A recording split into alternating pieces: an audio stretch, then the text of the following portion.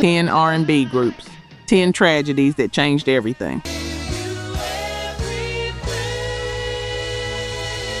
You know their music, the songs that played at family reunions, slow dances, late night drives, but you don't know what happened behind the hits, what it cost them, what they lost when everything fell apart. This isn't about chart positions or album sales. This is about the moment when tragedy walked through the door and nothing was ever the same. When the music stopped and the silence that followed was louder than anything they'd ever recorded. Let's talk about what really happened. Number 10. Number 9. After 7. May 2019, Melvin Edmonds, co-founder, co-lead singer, the soul of After 7, dies at 65 after a long illness. The group announces it on Facebook. Unexpected sudden loss. His son Jason, who'd been filling in for him, confirms it. And if you don't know After 7, you need to understand what Melvin brought to that group. He wasn't just a singer, he was the counterbalance. His brother DeVaughn had that sweet, high tenor, smooth, polished.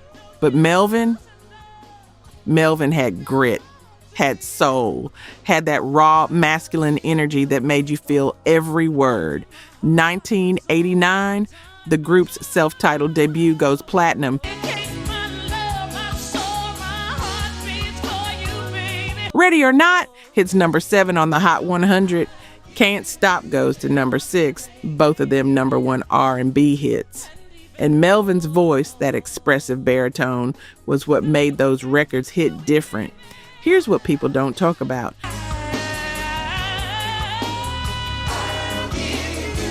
Melvin left the group after their third album in 1995. The music business was grinding him down. The pressure, the travel, the expectations. And Melvin had his demons. Struggled with substance abuse, battled addiction. His brother DeVaughn talked about it later. Said Melvin had an addictive personality, used substances to cope with the stress of everything. So Melvin walked away, went to work as a truck driver, just disappeared from music.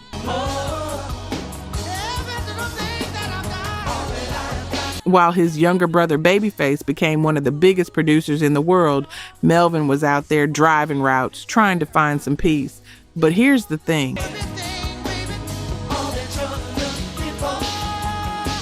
Music kept calling him back. 2016, the group reunites for Timeless, their first album in 20 years. Melvin's back in the studio, back on stage, and the album works. I Want You hits top 5 on the adult R&B chart. Let Me Know hits top 10. Melvin still had it. That voice, still powerful, still soulful, hadn't lost a thing. Then 2011, Melvin has a stroke, leaves him partially paralyzed on one side.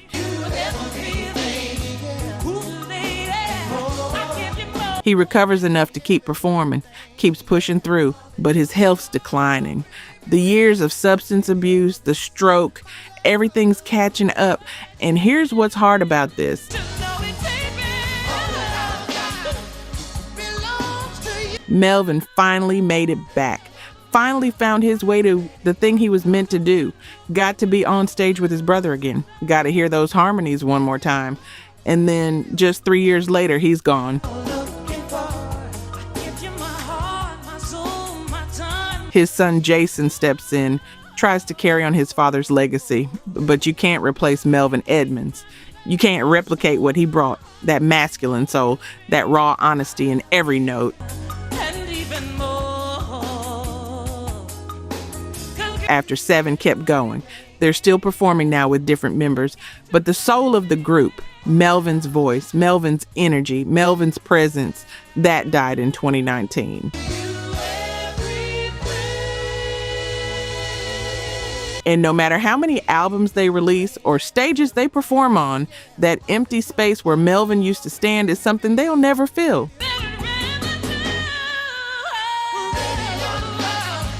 Real talk, only 9% of you are subscribed. That hurts. We're spending hours digging through archives, fact-checking every detail, bringing these stories back to life. And if you're watching this far, you clearly care. So hit subscribe. It's free and takes 2 seconds. Now, to my subscribers, barely any of you have joined the membership. And honestly, that stings even more. You know the work we put in. You keep coming back. If these videos have ever made you feel something, if this music means something to you, join the membership. It's $1 coffee a month, and it's the only way we keep this going. Let's build this together. All right, back to it. Number 8, The Supremes, Florence Ballard.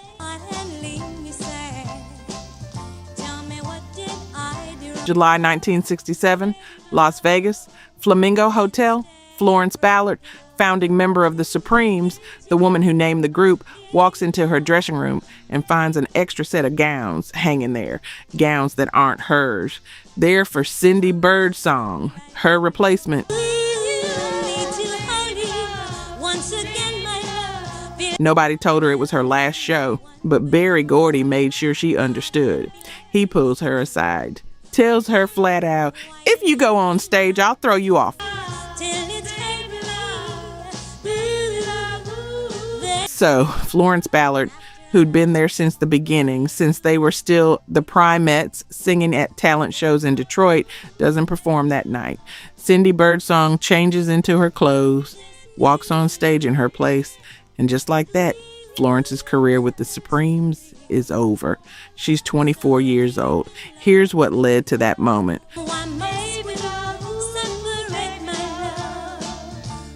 Florence had been struggling, fighting with the pressure of being pushed to the background while Diana Ross got all the spotlight. Berry Gordy was in love with Diana. Changed the group's name to Diana Ross and the Supremes.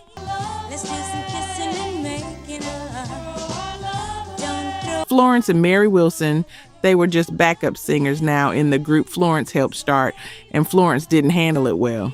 Started drinking, gained weight, missed rehearsals, showed up to performances drunk. But here's the part that doesn't get talked about enough. Florence had been through trauma. As a teenager, she was raped, never got therapy, never got help processing that. And the emotional damage from that, combined with watching her career get stolen, watching Diana Ross take everything while she stood in the shadows, it broke something in her. So they fired her. July 1967, cut her loose, gave her a settlement that her attorney later embezzled. She tried to go solo. Signed with ABC Records. Released 2 singles. Both flopped. And suddenly Florence Ballard, who'd sung on 10 #1 hits with the Supremes, couldn't get arrested in the music industry, couldn't get a deal, couldn't get anyone to return her calls. By the early 70s, she's on welfare, living in Detroit public housing with her 3 daughters. The woman who'd sung for presidents, who'd performed on Ed Sullivan, who'd sold millions of records. She's applying for food stamps just to feed her kids. Then 1975, she gets an insurance settlement, uses it to buy a small house, starts planning a comeback, performs at a benefit concert, does a few interviews. People are excited. Florence Ballard's coming back. The original Supreme is ready for her second act. February 21st, 1976, Florence checks into the hospital complaining of numbness in her extremities. Next day, February 22nd, she dies. Coronary thrombosis, a blood clot in her heart. She's 32 years old. And here's what's tragic about this. Florence Ballard gave her voice, her dreams, her youth to building something that became one of the biggest girl groups in history. And when they were done with her, when Berry Gordy decided Diana Ross was more marketable, when they needed to make the Supremes Diana Ross's group, they threw her away like she never mattered. She died broke, died forgotten by the industry, died before she could even begin her comeback. And the Supremes, they kept going, kept making hits, kept making money, while Florence's daughters buried their mother in a grave her friends had to pay for.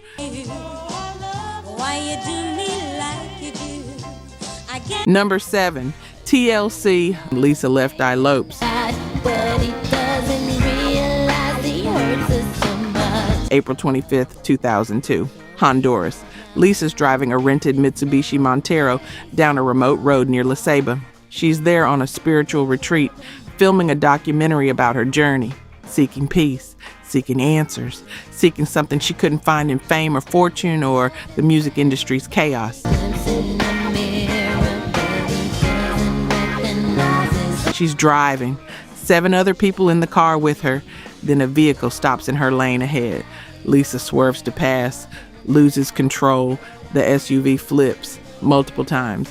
And when it stops rolling, Lisa Left Eye Lopes, 30 years old, 1/3 of the best-selling girl group in American history, is dead at the scene. Here's what people need to understand about Left Eye. She wasn't just a rapper, wasn't just the girl in TLC who did the fast parts between T-Boz and Chili's vocals. Lisa was the creative force behind TLC. She wrote more lyrics than anyone else, designed their outfits, directed their image, came up with the concepts for their videos.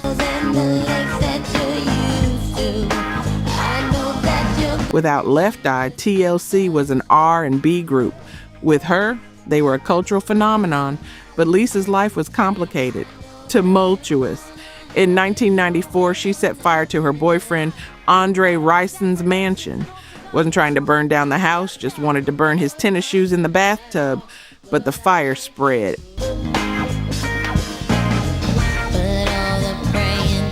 Mansion destroyed. Lisa went to rehab, 5 years probation, and that incident, that became how people defined her. The crazy one, the wild one, like that was all she was. But if you actually paid attention, you'd see someone struggling, battling her demons.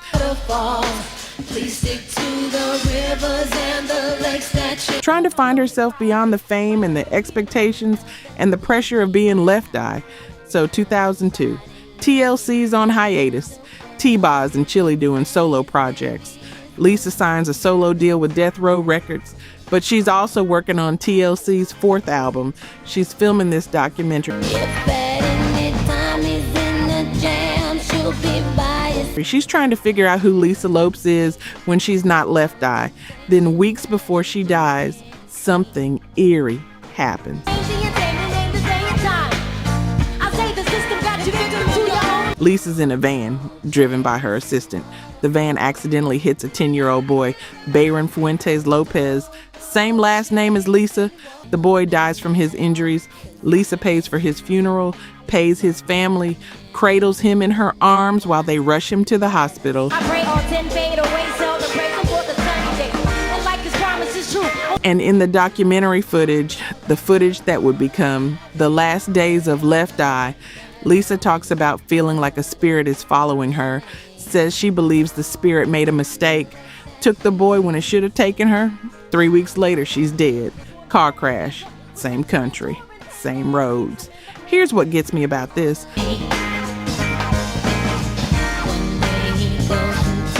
Left Eye was searching for something. Spiritual peace, personal redemption, a way to reconcile who she was with who she wanted to be, and she went to Honduras looking for answers, fasting, meditating, filming everything, trying to find her center.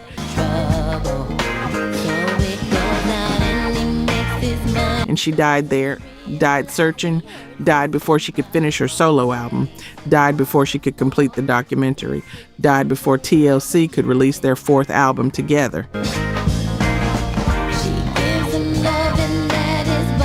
T-Boz and Chili finished that album. 3D released it 7 months after Left Eye's death. 4 tracks feature her voice. They dedicated it to her memory, but they also made it clear from day one, nobody could ever replace Lisa Lopes. TLC would never be a trio again. They'd perform as a duo, but Left Eye's spot on that stage, that stays empty forever. And that's how you honor someone. Not by finding a replacement, not by moving on like they never existed, but by acknowledging that what they brought was irreplaceable and living with that absence. Number 6, Harold Melvin and the Blue Notes, Teddy Pendergrass. Now, baby, I know that Harold Melvin and the Blue Notes, Teddy Pendergrass. Here's something that doesn't get talked about enough. One of the greatest voices in R&B history started out as the drummer, not the singer, the drummer. Teddy Pendergrass joined Harold Melvin's group in 1969, sat behind the kit, kept the rhythm, stayed in the background. Then the lead singer quit, and Harold made a decision that would change everything. He put Teddy on the mic. What happened next was history.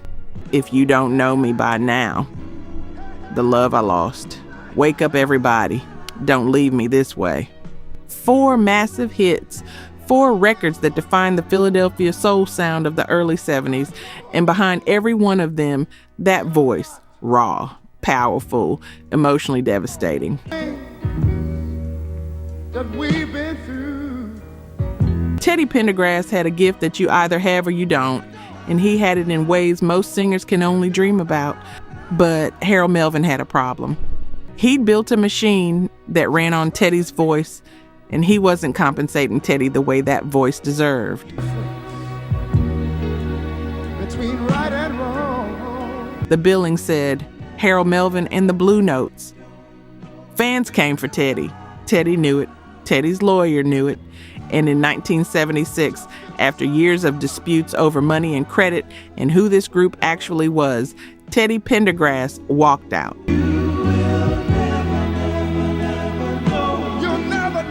He signed with Philadelphia International as a solo artist. And within 2 years, he was bigger than the Blue Notes ever were. Close the door. Turn off the lights. Love TKO. Women were fainting at his concerts, not figuratively, literally passing out in the audience. He sold out arenas on his own. He was on his way to becoming the biggest R&B star in the world. Harold Melvin put other singers in Teddy's spot. The Blue Notes kept performing, but they never came close to what they had, because what they had was Teddy.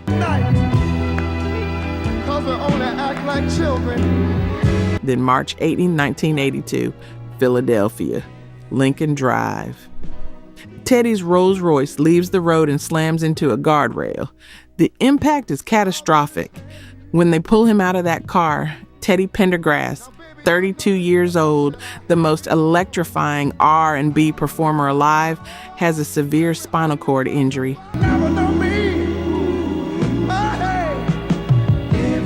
He'll never walk again. He'll barely be able to breathe on his own. Think about what that means for a singer, a man whose entire gift lived in his body, the breath control, the physical power behind every note, the way he dropped to his knees mid-performance. All of it gone, overnight, in a single moment on a dark road in Philadelphia. Harold Melvin died in 1997, a stroke, quiet, unremarkable compared to the records he'd made. By then, most people remembered the Blue Notes as Teddy Pendergrass's old group. That's how complete the reversal was. And Teddy spent the next 28 years in that wheelchair, learned to sing again with compromised lung capacity, released albums, performed concerts sitting down, voice thinner than it used to be, but still undeniably his. He never stopped, never quit, never let the chair become the end of his story. He died January 13th, 2010, organ failure. He was 60 years old. Here's what gets me about this. Harold Melvin found Teddy Pendergrass, gave him the microphone when nobody knew what he could do, built a group around a voice that didn't belong to him, and when Teddy left, both of them suffered for it in different ways. Harold never found another voice like that. You should understand me. And Teddy, out there conquering the world on his own terms, had everything taken away by a moment on a road he'd driven 100 times before. The music they made together still plays. I ain't gonna do nothing. If You Don't Know Me By Now is still a standard, still gets covered, still stops people cold when it comes on. But the man who sang it, the man Harold found behind a drum kit and pointed toward a microphone, spent the last 3 decades of his life fighting just to breathe, just to be heard, just to remind the world he was still here. Don't get so excited when I come home a little late. Number 5, The Temptations, David Ruffin. The Temptations, David Ruffin, June 1968. The Temptations fired David Ruffin, not because he wasn't talented, not because the hits stopped coming. They fire him because his ego's out of control, his cocaine addiction's destroying the group, and he's demanding they rename themselves David Ruffin and the Temptations. And here's the thing. David Ruffin had every reason to believe he deserved it. My girl ain't too proud to beg. I wish it would rain. His voice, that gritty, powerful, emotionally raw voice, was the sound of the Temptations at their peak. When people think of that group, they hear David Ruffin's voice. But the Temptations weren't about one person. Otis Williams built that group. And when David started showing up late, missing concerts, demanding special privileges, riding in his own limousine while the rest of the group traveled together. When he started acting like the group was his backup band instead of a brotherhood, Otis made a decision: fire him, June 1968, cut him loose. And here's what's wild about this. The Temptations kept going, replaced David with Dennis Edwards, kept making hits. Papa was a Rolling Stone, superstar. They proved they didn't need David Ruffin, but David needed them. He goes solo, signs with Motown, 1969. My Whole World Ended becomes a hit. Looks like he's going to be fine. Then, nothing. No more hits. The momentum dies. David drops out of music for 3 years, comes back in 1975 with Walk Away From Love. Top 10 hit. Looks like a comeback, then nothing again. And here's where it gets sad. David couldn't let go of the Temptations, couldn't accept that they had moved on without him, so he starts showing up at their concerts, sneaking on stage, grabbing the microphone from Dennis Edwards mid-song, singing Ain't Too Proud to Beg, then disappearing before security can grab him. The fans love it. They go wild every time David crashes a show. But the Temptations, they're furious. They hire more security, but David keeps finding ways in, keeps sneaking on stage, keeps trying to prove he's still a temptation. That's not comeback energy, that's desperation.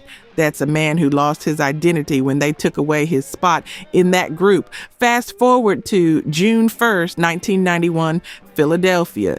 David's found unconscious in a crack house. Someone drives him to the hospital, dumps him outside, drives away. By the time they bring him in, it's too late. David Ruffin, 50 years old, one of the greatest voices in R&B history, dies from a cocaine overdose. And here's the kicker.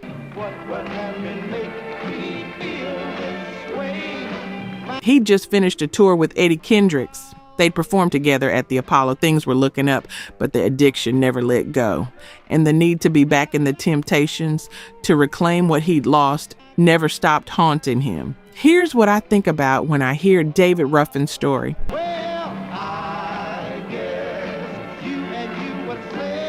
Sometimes the thing that makes you great is the same thing that destroys you. David's voice, that powerful, emotional, commanding voice, made him a star. But the ego that came with it, the belief that he was bigger than the group, the cocaine he used to deal with the pressure, that's what killed him. The Temptations survived David Ruffin. They're still performing today. Different members, different voices, but still the Temptations. But David Ruffin never survived losing the Temptations. And that's the tragedy, not just that he died too young, but that he spent the last 23 years of his life trying to get back something that was already gone. Number 4, Levert, Gerald and Sean Levert. 2 brothers, 2 deaths, 16 months apart. November 10th, 2006. Cleveland, Gerald Levert, 40 years old, R&B singer, producer, son of OJ's legend Eddie Levert, dies in his suburban Cleveland home. Cause of death, acute intoxication. The coroner finds 6 different drugs in his system: Vicodin, Percocet, Darvocet, Xanax, 2 over-the-counter antihistamines, all prescription, all legal, all deadly when combined.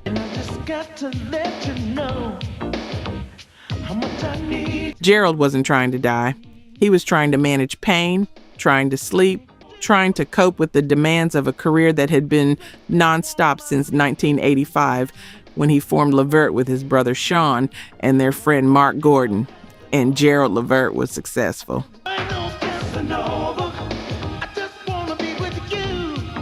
Solo career took off in 1991. Private Line goes number 1 R&B. Duet with his father Eddie, Baby Hold On To Me, becomes one of 1992's biggest songs. Gerald's writing for Patti LaBelle, Barry White, Stephanie Mills. He's producing, he's performing, he's everywhere. But here's what success cost.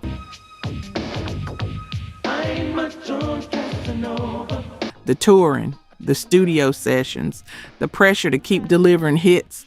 Gerald's taking pills to manage the pain, taking pills to sleep, taking pills to stay awake, and nobody around him realizes how dangerous it's getting until it's too late.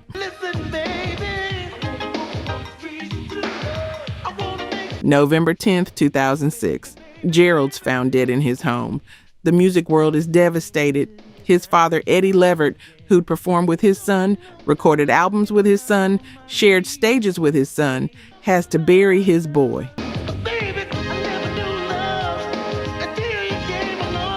And Gerald's younger brother, Sean's shattered.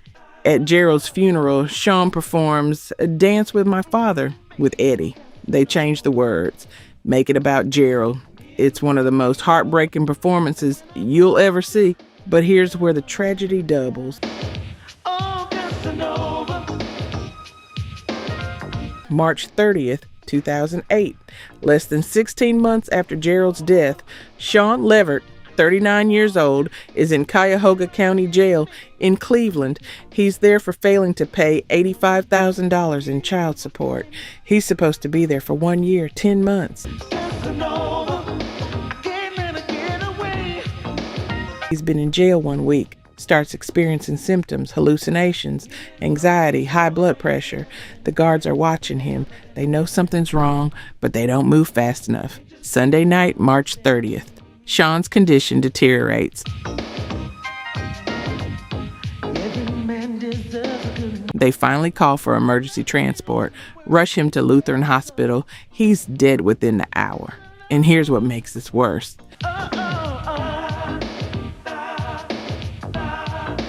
The autopsy reveals Sean had been going through withdrawal. He'd been taking Xanax, prescription anxiety medication. When he went to jail, the medication stopped. Cold turkey. His body went into shock. And the medical staff at the jail, they didn't recognize what was happening until it was too late.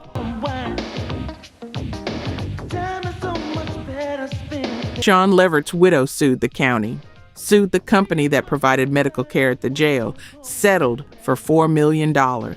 one of the largest settlements of its kind in Ohio history. But no amount of money brings Sean back. Think about what Eddie Levert went through. 2 sons, both singers, both members of Levert, both gone within 16 months. Gerald from prescription drugs, Sean from not having access to the prescription drugs he needed. And here's what gets me. Levert was a family group. 3 childhood friends making music together. Hits like Casanova, pop, pop, pop, pop goes my mind. Baby, I'm ready. They were successful. They were talented. They had everything going for them. But prescription medication, the thing that's supposed to help people manage pain, manage anxiety, manage the pressure of life, that's what destroyed them. Gerald took too much. Sean didn't get enough when he needed it, and both of them died because of pills. Mark Gordon, the 3rd member of Levert, watched both his brothers in music die, started a nonprofit called Saving Our Entertainers' Lives, SOEL, dedicated to raising awareness about prescription drug abuse among entertainers. But Gerald and Sean are still gone. Eddie Levert still has to live with bearing 2 of his sons, and Levert, the group, died with them.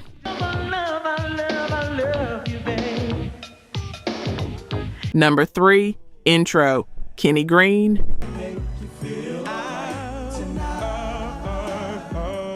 Intro, Kenny Greene, October 1st, 2001. New York City, Kenny Greene, 32 years old, lead vocalist, songwriter, producer, the creative force behind Intro, dies of complications from AIDS.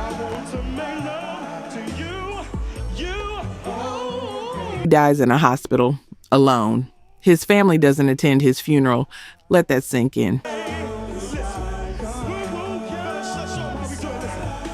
Kenny Greene wrote some of the most beautiful R&B music of the 90s. Wrote Reminisce for Mary J. Blige. Wrote Love No Limit for her, too. Won Songwriter of the Year from ASCAP. Made Intro one of the most underrated groups of the era with songs like Come Inside and Let Me Be the One.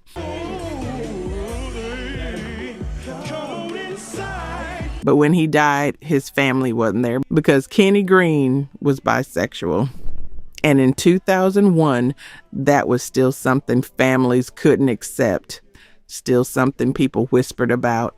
Still something that could get you left to die alone. Here's Kenny's story. Born in Detroit. Grew up in church singing gospel, joined the Army at 18, met his future Intro bandmates, Buddy White and Jeff Sanders, while in the service. They'd perform at military talent shows, Kenny on piano and vocals, building something special. I can make you feel all right, oh baby. They form Intro, signed with Atlantic Records. 1993, their self-titled debut album drops. It's incredible. Kenny's writing everything, producing most of it. His voice, that smooth, expressive tenor, is all over every track, and the album works. Come Inside and Let Me Be the One become hits. But here's what's happening behind the scenes. Kenny's struggling with his identity, bisexual, in a music industry that won't accept that, in a black community that won't talk about it, in a family that sees it as sin. And Kenny's trying to navigate fame while hiding who he really is. I wanna come inside. I like to hear you. Takes a toll. Their second album, New Life in 1995, doesn't match the success of the first. The group starts to dissolve. Kenny goes solo, writes for other artists, but the music industry's moving on without him. Then sometime in the late 90s, Kenny contracts HIV, doesn't tell people, keeps working, keeps writing, but the virus progresses to AIDS. And by 2001, Kenny's health is deteriorating fast. In his final interview with Sister to Sister magazine, Kenny's honest about everything, says he's bisexual, says he has AIDS, says he got it from a partner who knew he was HIV positive but didn't tell him. All right, oh baby, if you let me come inside. Kenny's bedridden, weak, dying, but he's still trying to warn people. Keep protecting yourself with condoms. Don't have unprotected sex. He dies days later, October 1st, 2001. And here's what breaks my heart about this. I'm thinking about you. The last time we made Kenny Greene's talent was undeniable. His voice, his songwriting, his production. He helped shape the sound of 90s R&B. Mary J. Blige's early success. Kenny's fingerprints are all over that. But because he was bisexual, because he had AIDS, because his family couldn't accept who he was, he died alone. His friends from the studio arranged his funeral at a funeral home on West 14th Street in Manhattan. The United States Army honored him. He was buried at Calverton National Cemetery on Long Island. But his family, they weren't there. And here's what I want you to understand. This isn't just about Kenny Greene's story. This is about how many talented people we've lost because society couldn't accept them. How many voices were silenced because families turned their backs. How many artists died alone because the music industry and the culture couldn't handle the truth of who they were. Kenny Greene's last recording was in early 2001, background vocals on Tyrese's For Always. His voice, still beautiful, still powerful, backing up someone else's song, and then he was gone. And tonight won't be the same. Intro tried to continue, added new members, but without Kenny, without his voice, his songwriting, his creative vision, they were never the same. How could they be? Kenny was Intro, and when he died, the group died with him.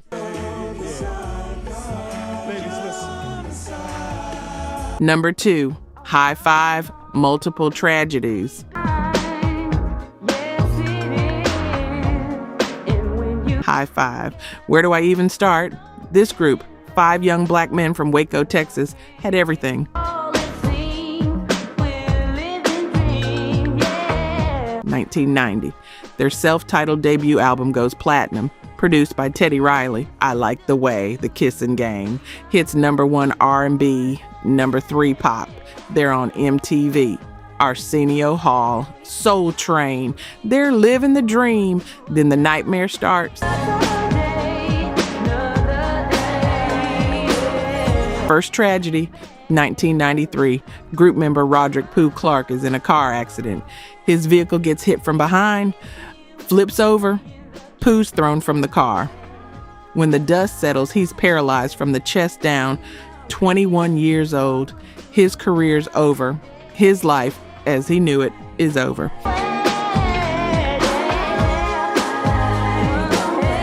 He spends the rest of his life in a wheelchair, dies in 2022, still paralyzed, still carrying that accident with him for 29 years, but the group keeps going. Has to.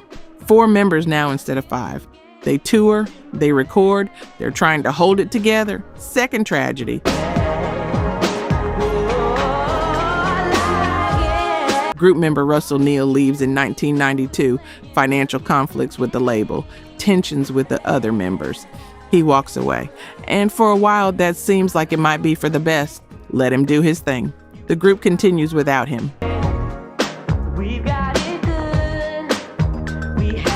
Then, 1994, the group officially disbands. Members go different directions. Lead singer Tony Thompson signs a solo deal with Giant Records, then Bad Boy. But nothing clicks. Tony's battling substance abuse. Can't get his solo career off the ground. Depression setting in.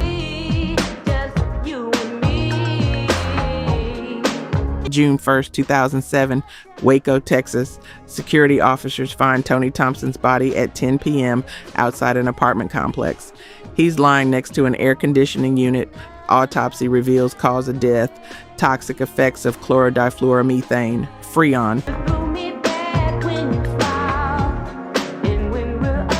Tony Thompson died huffing Freon from an air conditioning unit trying to get high. He was 31 years old. Think about that.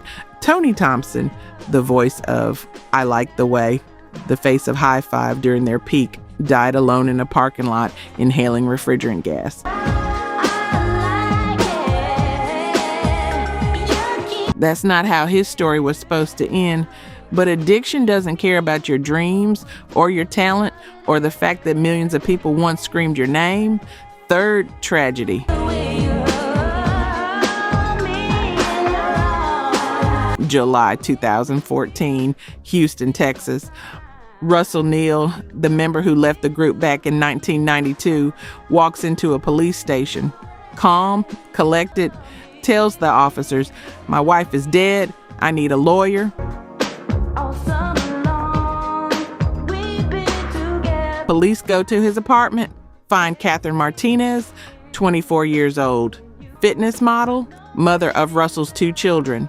She's dead, beaten, stabbed multiple times, blunt force trauma to the head. The apartment's a crime scene. Russell refuses to talk without a lawyer. They arrest him, charge him with murder, then things get strange. Russell starts calling himself Jesus Christ in jail, starts acting erratic, claims he's insane. Court finds him incompetent to stand trial. He's been in a mental institution at Rusk State Hospital in Texas ever since.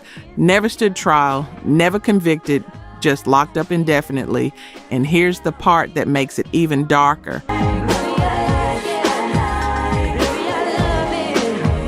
Russell's brother Ronald Neal murdered his wife too, back in 2007. Shot her multiple times while their son called 911. Ronald tried to plead insanity, eventually pled guilty, got 80 years, has to serve 30 before he's eligible for parole. 2 brothers, 2 dead wives, 2 families destroyed. So let's recap High Five's tragedy. Pooh paralyzed in a car crash. Tony dead from huffing Freon. Russell institutionalized for murdering his wife. Russell's brother in prison for murdering his wife too. 4 tragedies, 1 group, and all of it, every bit of it, could have been prevented. If Pooh had been wearing a seatbelt, if Tony had gotten help for his addiction, if Russell and his brother had gotten mental health treatment before they killed their wives. But they didn't get help, and 2 women are dead. 1 man's paralyzed, 1's dead, 1's in a mental hospital, 1's in prison. High Five reunited in 2012. Remaining members decided to honor Tony's memory by performing again, but it's not the same. How could it be? The group that recorded I Like the Way doesn't exist anymore. 3 of the 5 members are gone, and the music, as beautiful as it was, is forever tainted by the tragedy that followed. Number 1, H-Town, Dino Conner. H-Town, Dino Conner, January 28, 2003, Houston, Texas. Kevin. Dino Conner, 28 years old, lead singer of H-Town, is a passenger in a car driven by his pregnant fiancée, Tesha Ray Wysant. They just left his recording studio. They're heading home. Then an SUV runs a red light, slams into their car. The impact is catastrophic. 3 people in the SUV, all of them flee the scene, hit and run. One of them, Juan Diaz, is later caught, charged with failure to stop and render aid, but the other 2 never found.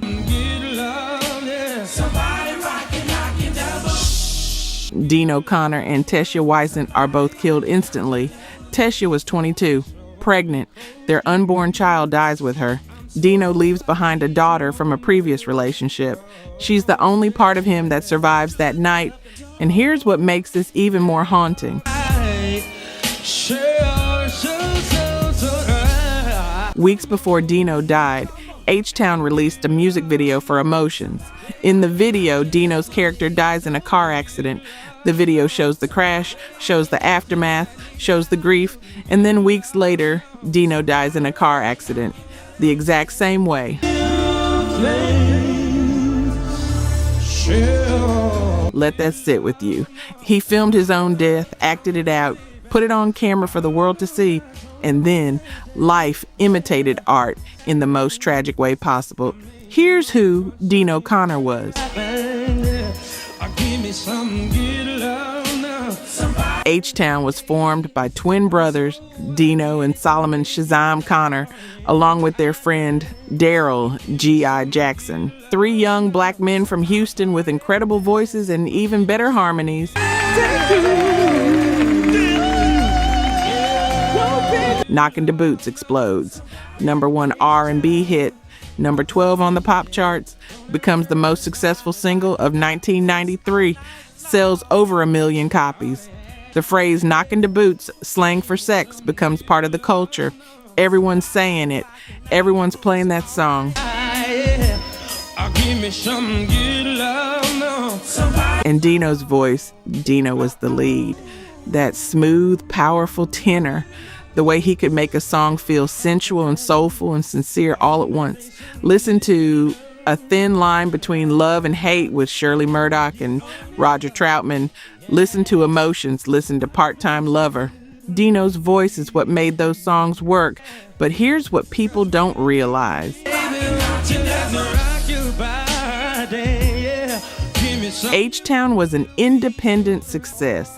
Never signed to a major label. They were on Luke Records, Luther Campbell's label, same Luther Campbell from 2 Live Crew.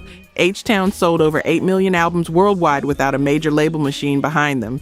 That's how good they were. That's how much people loved their music. Then tragedy hits. Dino's killed and H-Town is shattered. Shazam, Dino's twin brother, has to bury half of himself. They were twins, born together, made music together, dreamed together. And now Shazam has to figure out how to keep going without his other half.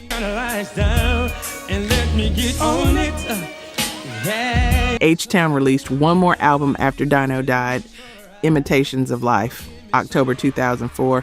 They'd been working on it when Dino was killed, so they finished it, released it in his honor. But how do you perform those songs? How do you sing harmonies when the voice that anchored everything is gone?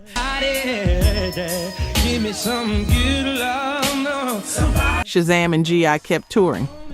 Still tour today. They perform H-Town's hits at 90s R&B reunion shows. Sold out crowds. Fans singing every word. But there's an empty spot on that stage. A voice that's missing from every harmony, Dino's voice. And no matter how many shows they do, that absence never stops hurting. Here's what gets me about Dino's story. He died doing what he loved, was in the studio that night, making music, creating, and he died with his fiancée, the woman he was building a life with, the woman carrying his child. They died together. And the 3 people responsible, 2 of them are still out there somewhere, never caught, never held accountable. Think about what that means for Shazam, for G.I., for Dino's daughter, for Tesha's family. They don't get justice. They don't get closure. They just get absence and grief. And the knowledge that somewhere out there, 2 people are living free who killed someone they loved. H-Town's music still plays. Knockin' the Boots is still a classic. Still gets played at cookouts, family reunions, parties.